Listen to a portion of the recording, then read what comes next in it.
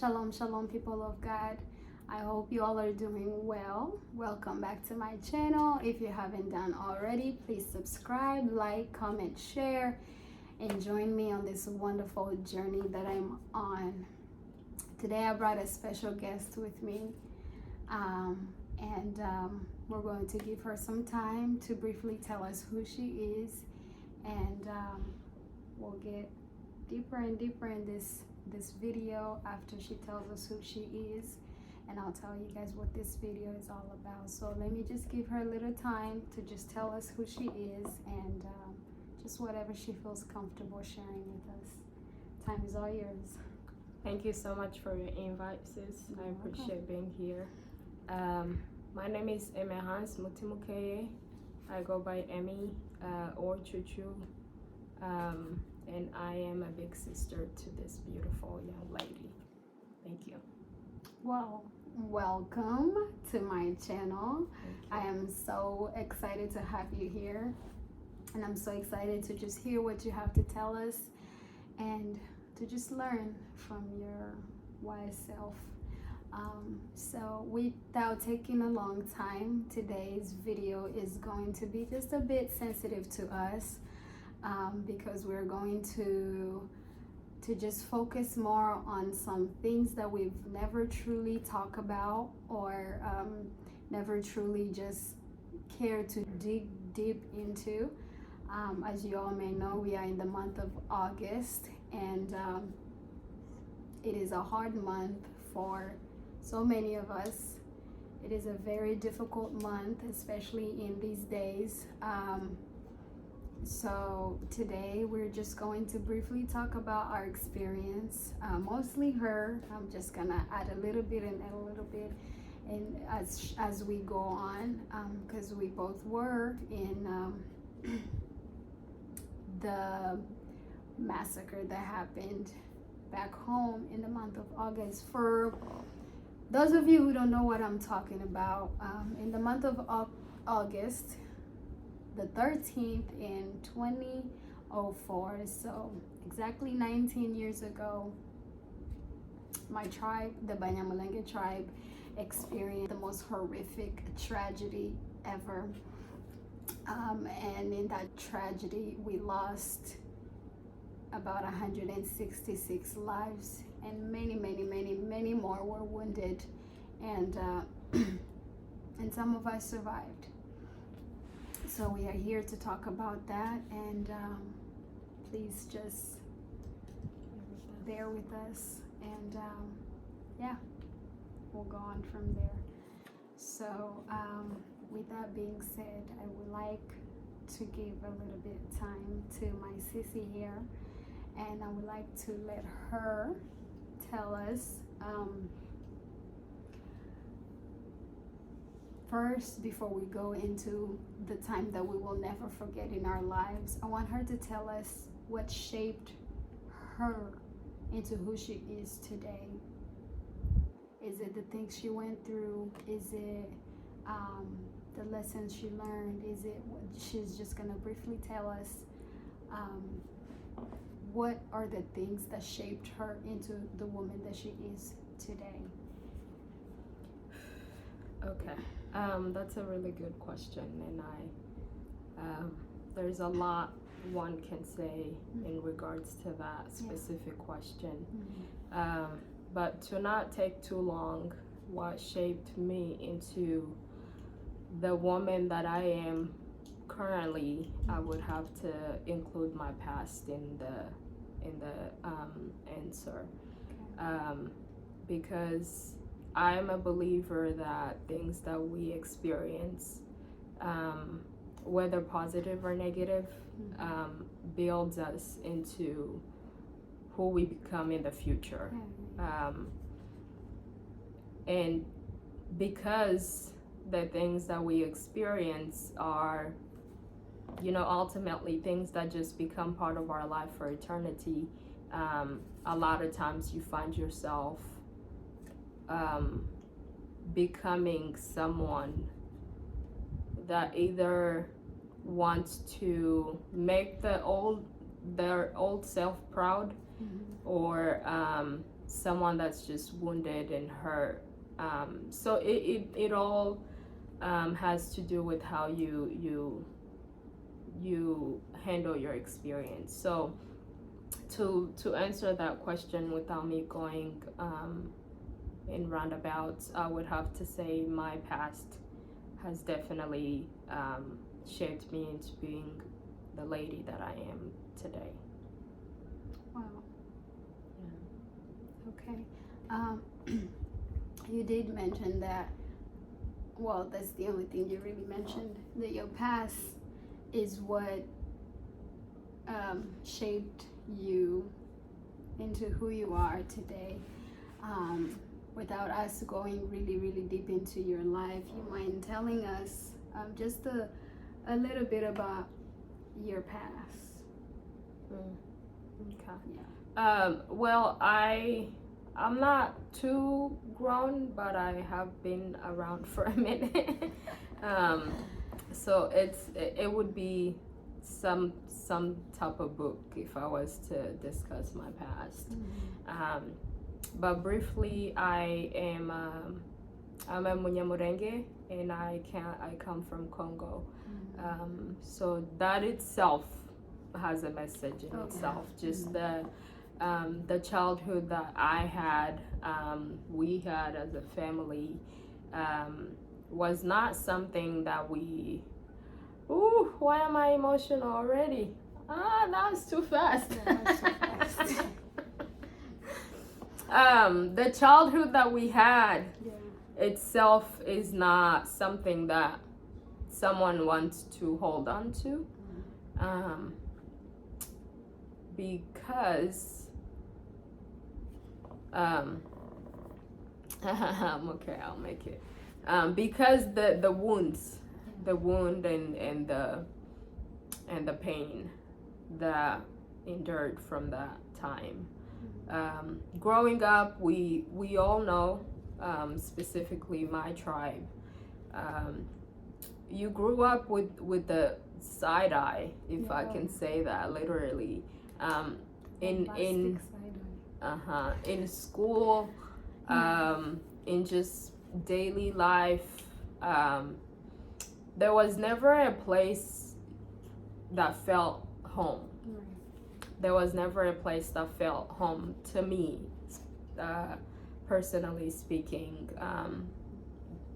And it's so sad to say that, because home, it's supposed to feel like home, but home for us felt like we were always the outcast. We were always the one that are hunted. We were always the ones that didn't fit in. We were always the ones that didn't deserve positions in places. We didn't deserve to. We basically didn't deserve to be human, to say the least. Yeah. So that's literally all I remember when someone brings up my childhood. It's basically just living a life of, is tomorrow gonna come? And if tomorrow comes, will next day come? It was a life of question marks, a life of just on guard constantly, because we were surrounded by individuals that ultimately did not want us to be alive, frankly. So yeah, my childhood was in terms of like environmentally speaking, that was what I recall. But when it comes to my family, I have a beautiful family. We're very we're very intertwined with each other. My parents are amazing to us. My siblings are my best friends. So in that regard, I had a good childhood. But then outside of that, we were always wondering, where is our next meal coming from? If I go to school, am I gonna go the entire day, or would I be chased out because of tuition? due to being in a position where my parents were not able to afford tuition at the time. So things weren't good.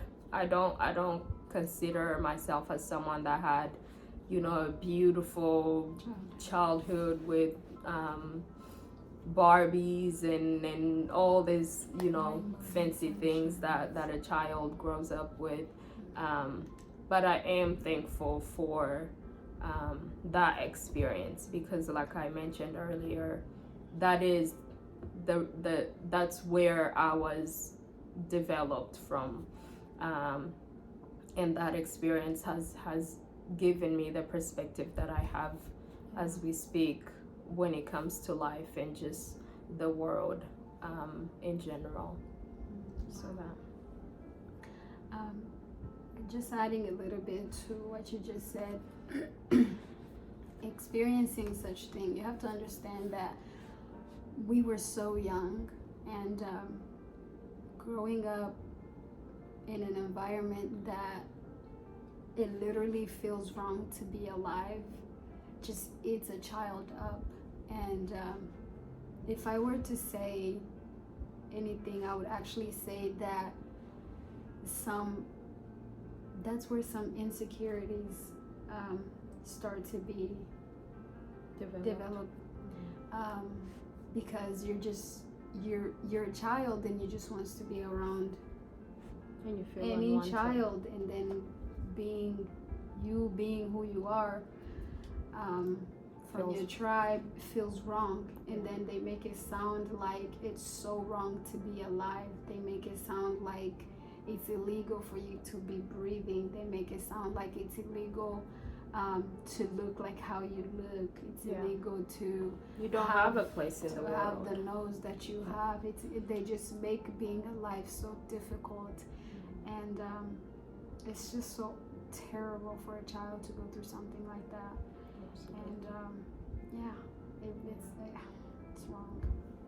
Anyways, with that being said, I want to be focused more on what went on in 19 years ago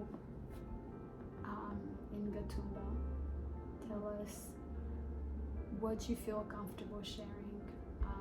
I'm not going to force you to tell us anything that you don't feel comfortable with, because I know it's a very sensitive subject, and it's also a hard subject to talk about, and it just makes you, talking about it just makes you relive it again. And so that's why I want to say, just share with us what you feel comfortable sharing, and also tell us the life after Gatumba, and we'll go on from there. Okay. Hang on a second.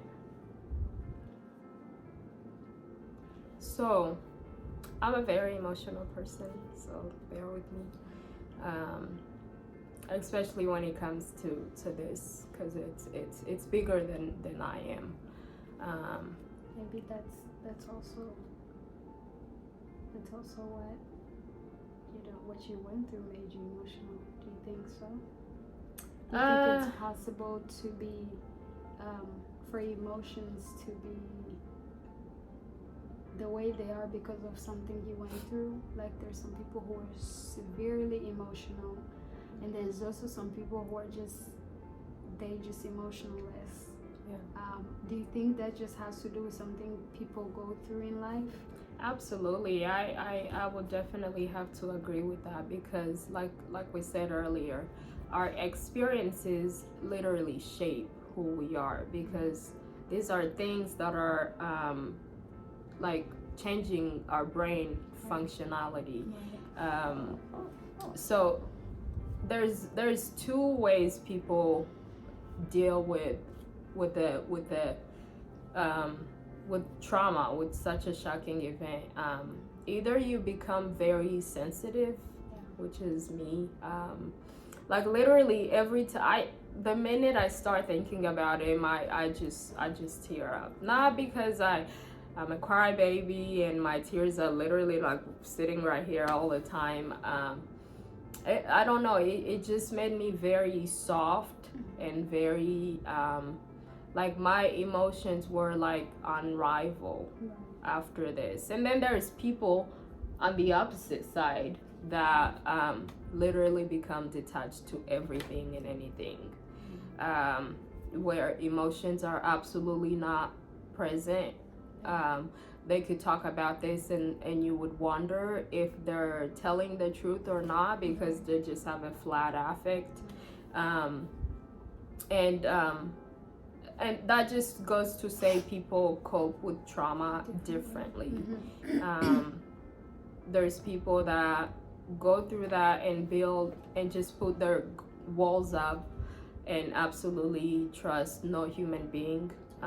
And there's people that like cling onto people because they know that I have lost so and so. Let me cling on to this individual because sooner or later I'm going to lose them. So people respond differently, and that's a message I would like to extend. It's very important to respect everyone's trauma response. We can't really expect a response, like a similar response to from everyone. And we can't be judgmental and start saying because you share your story and you share no emotion, you were not as affected as the other person that literally like shed tears as soon as they open up. The two individuals were affected no matter how they express what it is that they went through. So I would have to say yes, that shaped my emotional intelligence. And sometimes I used to sit there and just wonder, what is it about me? What's wrong with me? But one question that I've learned to change or adjust is when someone is crying, or when someone has a flat affect that's abnormal, it's not right to ask them what's wrong with you. I think the right thing we should ask is what happened to you, because that individual has a reason why they're the way they are. So asking someone what happened to you gives them like a platform to now share what it is that contributes into how they respond to things. So going back to your question, which is to tell my story basically. When it happened back then, I was very young. I was just a child trying to be a child, with my siblings, my parents, my mom and dad. So we were in that environment, which was a camp known as Gatumba, located in Bujumbura. We had escaped another war from Congo, ran into a different country trying to seek for safety and security. So we found ourselves in this camp where we literally slept outside. Eventually, some Samaritans came and they built tents and made it somewhat comfortable, but it still wasn't like an environment where a human being should live in. But we did live and we made it. So yeah, in terms of like how the environment was, that's briefly the story. We lived in a camp, lots of family, different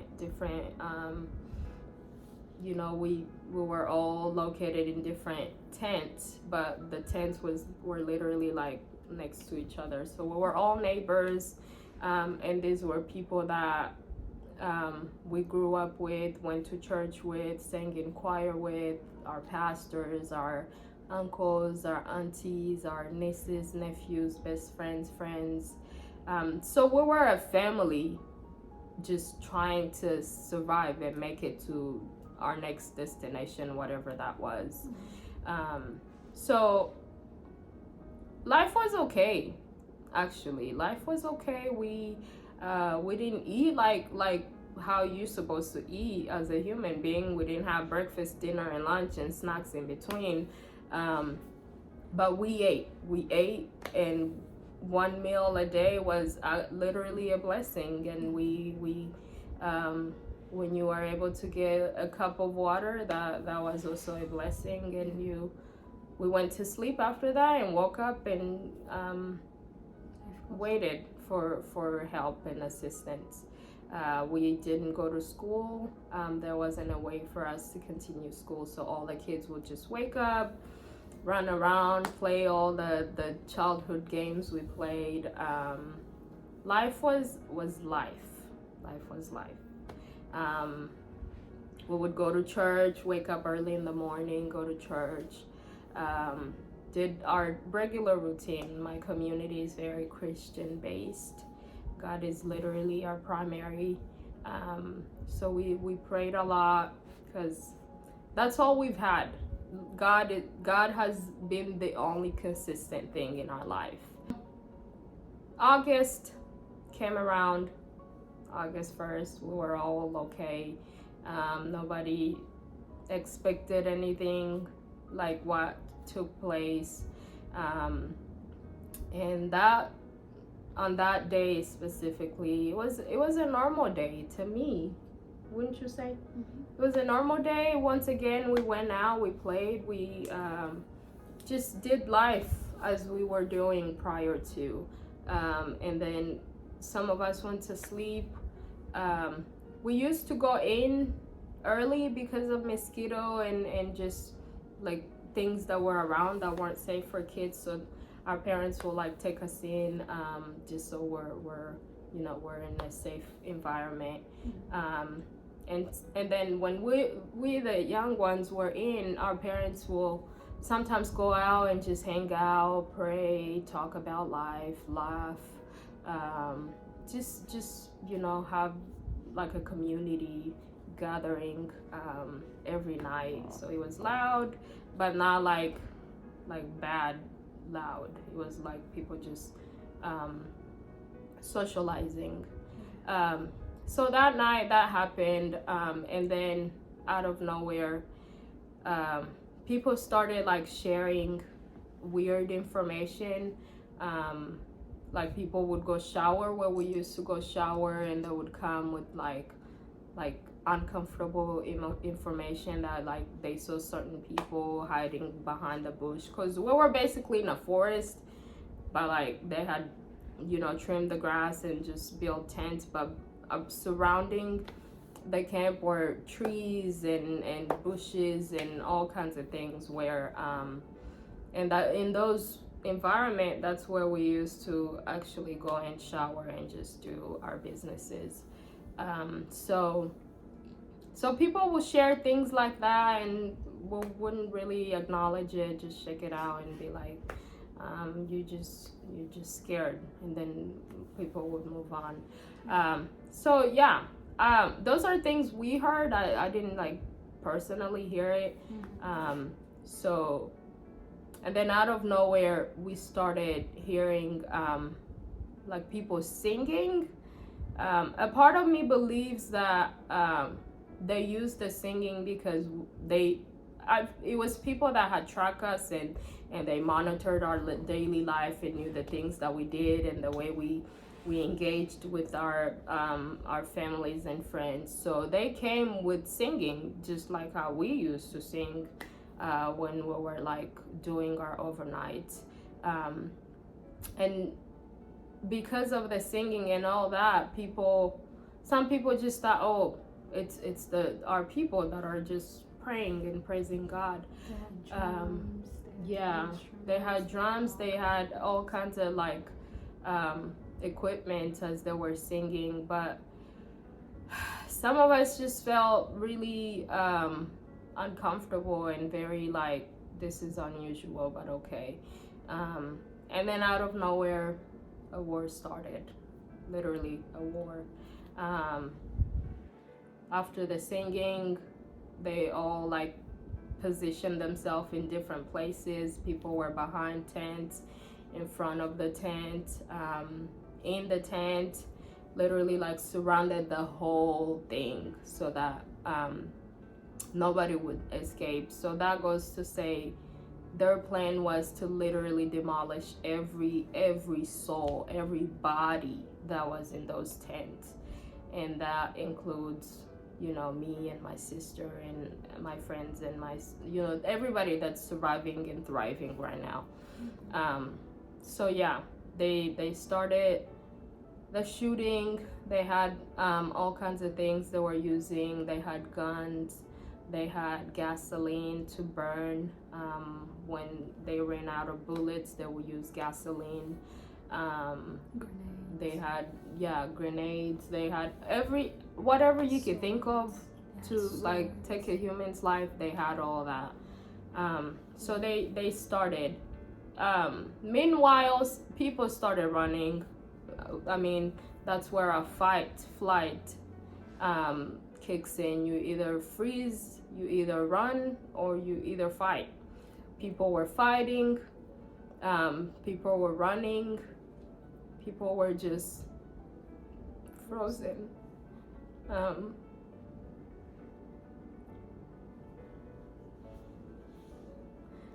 Because at that time,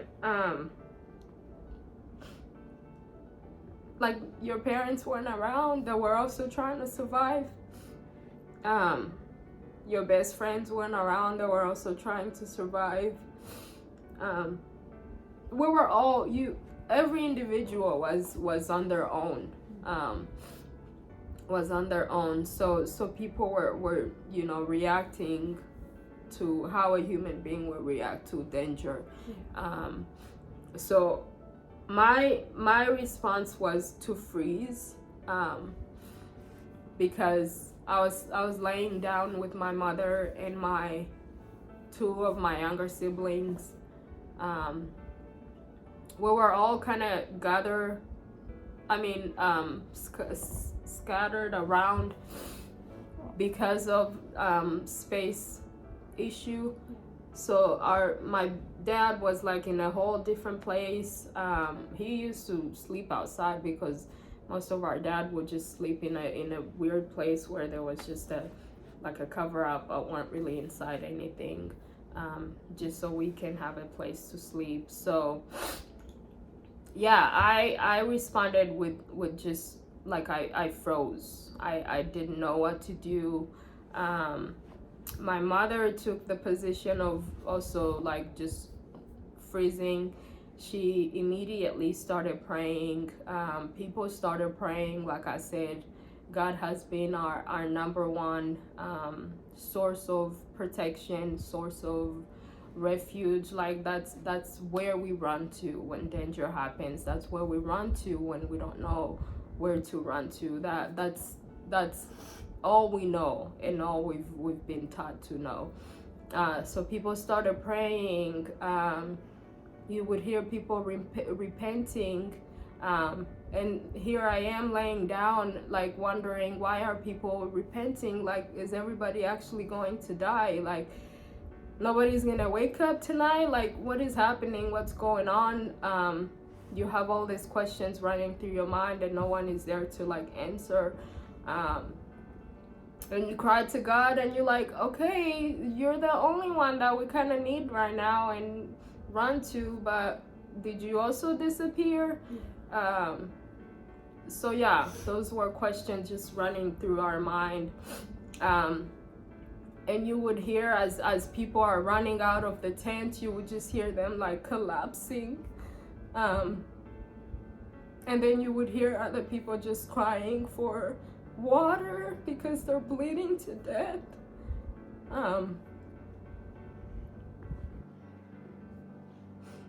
And then you would also hear people cutting tents, because where the exit wasn't safe at all, so people would go behind and cut, like get some type of weapon and cut the tent so they can like go through some type of hole that they had created. So yeah, that went on for hours. Oh my God, that felt like years of my life. And I was on the same place. I remained there, and even though I didn't see things because I was covered, like mom was like, let's all like just stay here. If you go out there, you're going to get shot. They're all over the place. Like stay here, and if they do come and shoot us, like at least we're gonna die together. And like you die in my arms and I'll die in your arms, and your little ones will also be here. So that happened, and of course because they were shooting everywhere, like there was a time, I can't really tell you when and how, like they shot and a bullet came and hit my little brother, and he got shot on his leg. And then they were so close. Mom and my baby brother were very close. You okay? Mm-hmm. Mom and my brother were very close, so mom also got shot. And mind you, we're literally like this, because we didn't have like king size bed where you could spray around. Like we were all like squished and trying to just find place, because around our bed were also our plates and dishes and clothes and everything. So it's not like so there was room for also me to get shot, and everybody that was there, but I never got affected by the bullet that hit them. And sometimes I just sit there and I wonder, like, why couldn't I take the bullet so my mom can survive and she could like watch her children as they become, grown ladies and men. But nobody questions God's plan. So yeah, that happened, and in that moment, I lost my mom. I lost my mom. I feel like I knew when she was no longer there. Because throughout the night, she was constantly telling us to pray and pray quietly, just say something, like repent, tell God something. And there was a time when she stopped talking, and she stopped moving, and I didn't know what death was. I didn't know what it feels like when someone dies. I didn't know. I didn't know. So I just stayed next to my mom, because that's my mom. I want to stay with her. I didn't find out till later on, when everybody like came after, things happened, that she actually passed.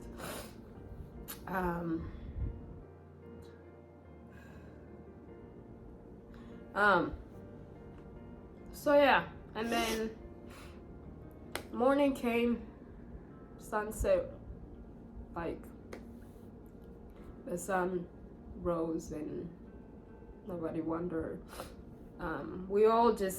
Everybody was just absent. Like we were present physically, but we were absent. Like you would see someone and you wouldn't really recognize them. Like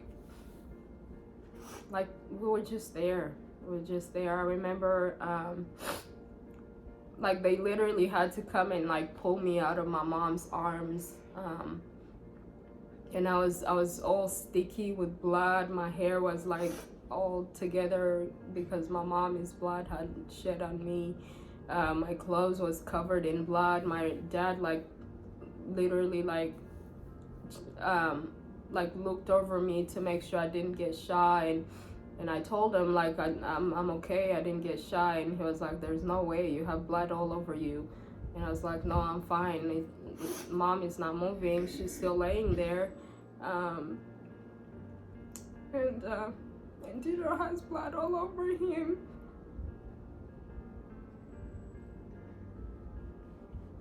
And then Dad said, your mom is no more. She died. And I was like, what do you mean? She's asleep. Like, I'll wake her up. She's just asleep. That was a lot. And she wouldn't move. I remember looking over because our tent had been like torn, so they can like walk in and get us. And my dad was like, no, she's dead. And that's when I knew like what death was. But of course I didn't process it then. And then everybody was gathered up, like people would the good people that came to help were like taking people where they were where they had come from. So they also brought my sister Bea. I feel like she had been running around, so in that process she got shot, and they literally brought her, like carrying her like a child that was, you know, absolutely like damaged. Like everything was just hanging, her eye, her ears, her legs, like everything. I didn't even know if like it was a dead body or if it was like a human being that's alive. So they brought her and they just saw her there, and you couldn't really like talk to her because she wasn't there anymore. She wasn't there. She was still alive and she still had breath in her, but she wasn't there.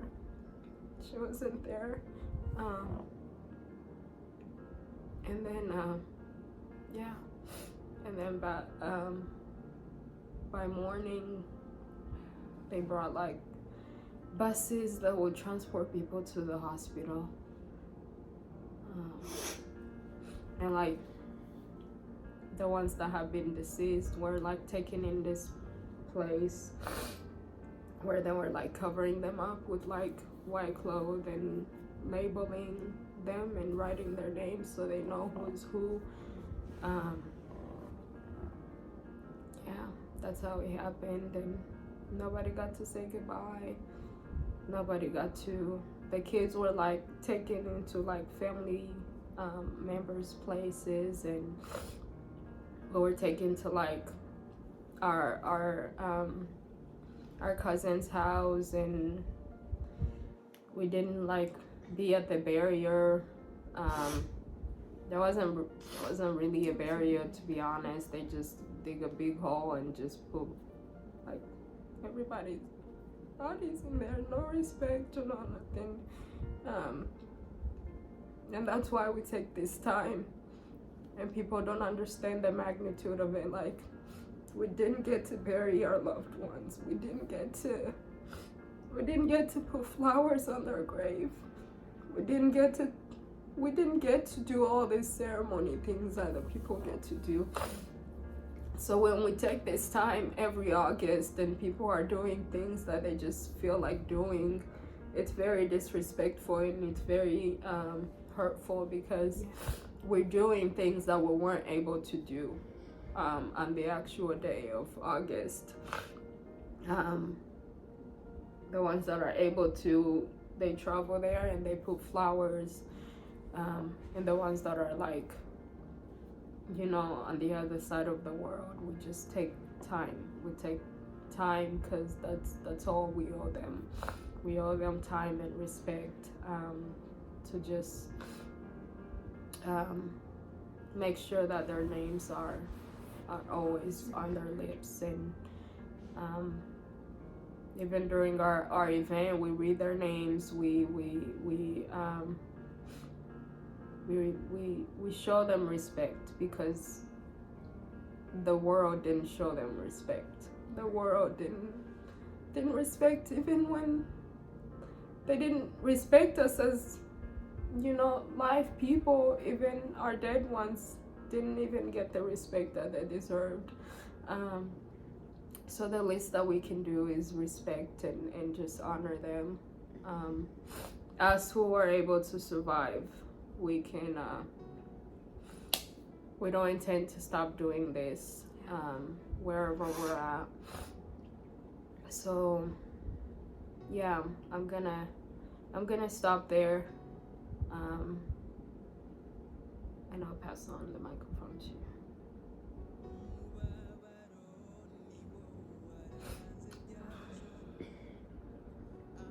You okay? I'll be okay.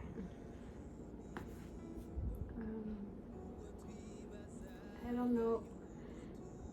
I don't know what else to say after that.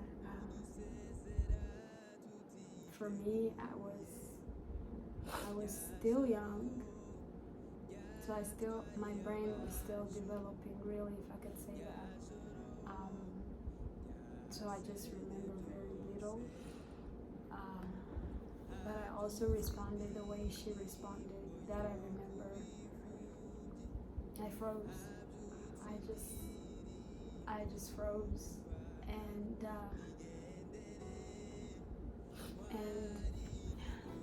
people were dying around me. I remember one voice that I heard when I was just when I froze. When my siblings were sleeping or laying down with my mother, somehow I got away from them, and I ran somewhere. I don't remember, but it was still in the same tent. And then I got in a corner, and then I found a blanket in a corner, and I remember just covering myself in a blanket, and that was it. I never moved from that place. If I tell you guys that my God is real, I know that my God is real, because I could have been dead. I even remember one of the guys who were killing us, they stepped on my feet. They stepped on my feet, and somehow they just didn't feel me, or they didn't bother to look under the blanket, but they stepped on my feet. But I'm still here. I never got shot. I never got burned. Nothing happened to me. And I'm telling you guys, I never moved from one place, but the place I was at, people were still dying. I heard when one of my big sisters got shot. I heard when they shot her. I heard it because I heard her voice, and she screamed, and I heard her screaming, but I couldn't do anything. I couldn't get up to go help her. I couldn't do anything. So I was just numb, and I was frozen, and I feel like nothing in my body was working. Like literally nothing in my body was working. Everything was just frozen. And if those men would have wanted to kill me, they would have killed me, because I was just there. But once again, God just has great plans for us, and you really never know. You never know. So I really, really, really, really, really, really thank you, and I appreciate you for sharing your story. This takes a lot. It takes a lot. It takes a lot. So if you don't mind telling us how, after everything, how you got affected, if anything, if all this affected your mental health. I know you're one of the few people who study things about mental health, so you probably know more than most of us. So how do you think it affected you mentally, really? I feel like mentally is the most important thing that trauma can really affect. So how do you think it affected you mentally?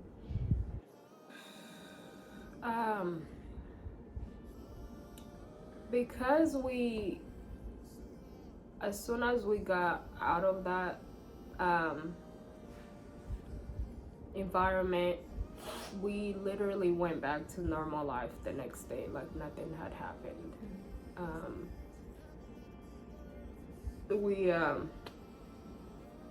We went back to normal life. We were placed with other family members as our parents were like taking care of the wounded ones and making sure everybody's getting put to rest. So no one had time to like sit down and be like, what just happened? Right. Like, we didn't have that. We never had that. And even later on, after months and months, we didn't. So it happened, and then like, okay. Even when life we tried talking continues. about it, people just made it sound like, why are you talking about that? Yeah, like talking about it was very like, for some reason, it was heavy, but it was uncomfortable. Our parents are very like things happen and then we just bounce back. Like we're taught to be resilient. Resilient is a good thing, but as a young child, we want reasons. Right. We want to be given explanations, and I feel like we could have healed way faster if somebody, I know our parents were also wounded internally, and others physically, and many of us had lost, a parent or two.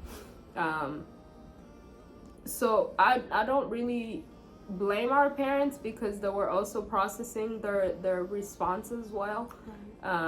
So to say the least, we didn't have that processing moment. We didn't have that processing moment. And then when we grew up as adults and we will see all these triggers, like education will go weird. You used to be very successful and very smart and very on guard and on point with everything, but all of a sudden, like, things are challenging, things are difficult, you don't trust anybody, you constantly looking behind your back.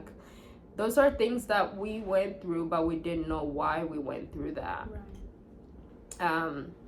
Cause when that's your whole life, you just get very like numb to that. Like, things happen and then you're like, okay, moving on, let's find out what's next. And then it happens and then you're like, what's next? And that just becomes your life, because you don't know anything else other than that life. So we didn't have that. And then growing up, for me, I would see it in my school. I would see it in just how I responded to people. My friendship was with people, I was very withdrawn emotionally. Either I was like very, very, very, very sensitive, or I was like very, very withdrawn. Like, I don't want you. I like get away from me. And sometimes we'll see it in our kids. Like, they'll be defiant and they'll like react to instructions and to relationship building in a negative way, and sometimes we label it as like just a disobedient child, but really, if you dig deep within, there's actually a trauma response within that child. Because when something like that happens, your brain automatically like puts things in place to protect you. So when something happens, like you very like you attack real quick. You very like, I don't know how to explain it, but you just don't play around with things. Your emotions are like very like, fragile, very fragile. So yeah, for me, I saw it in my education,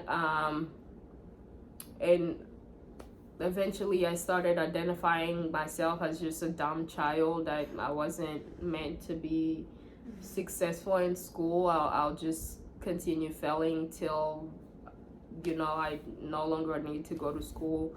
I would see it in just my emotions, there's a lot of areas where I would see it. I would get very detached from people, even like my family. I would be very quiet, and they'll just say, "Oh, that's the quiet child." But really, I just didn't see the good in people anymore. I didn't believe in humanity. I didn't see why you would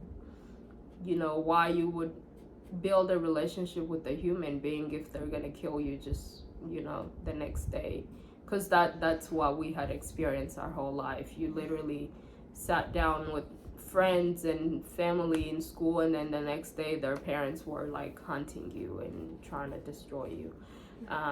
So yeah, that definitely changed us and built characters and personalities and traits that we wouldn't have had if we didn't experience the trauma.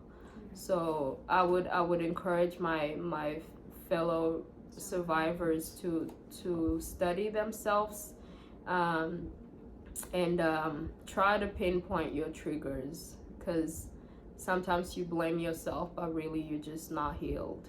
You blame yourself, but really you just there's a that inner child within you that's still mourning, and it's okay to mourn.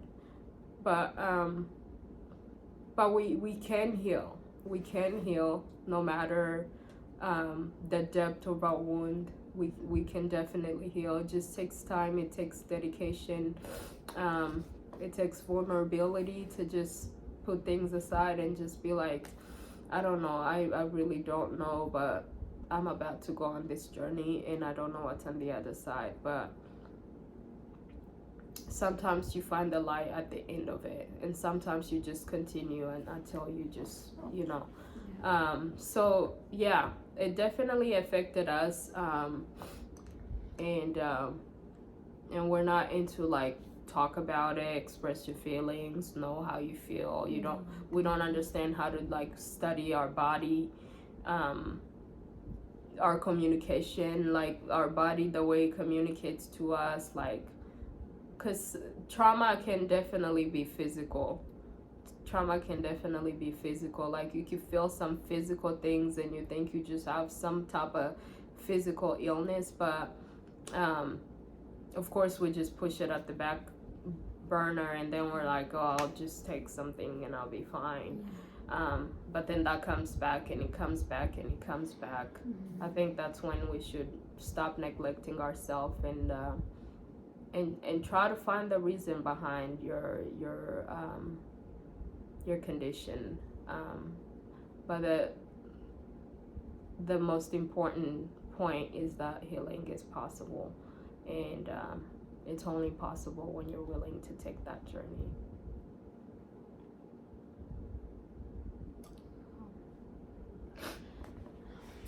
Do you have anything else? No, other than extending a message to my, once again, fellow survivors. I really think about you guys day in, day out. We share wounds.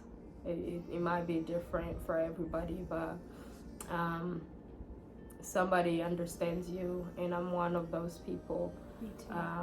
We understand you. We're crying with you. We're mourning with you. We'll also be remembering wherever we're at. Just know that we're praying for you. You're stronger than you think. Your trauma is your story, and never let anybody diminish that and tell you it's not valid. But let's not continue to allow the world to silence us, because our story is the only thing that's gonna pave a way for differences. So tell your story when you can, and when you can't, it's okay. Your time will come. And sometimes it just requires vulnerability, and getting out of that comfort zone, so that the world can know that it hurts and it needs to be stopped. Thank you guys so much.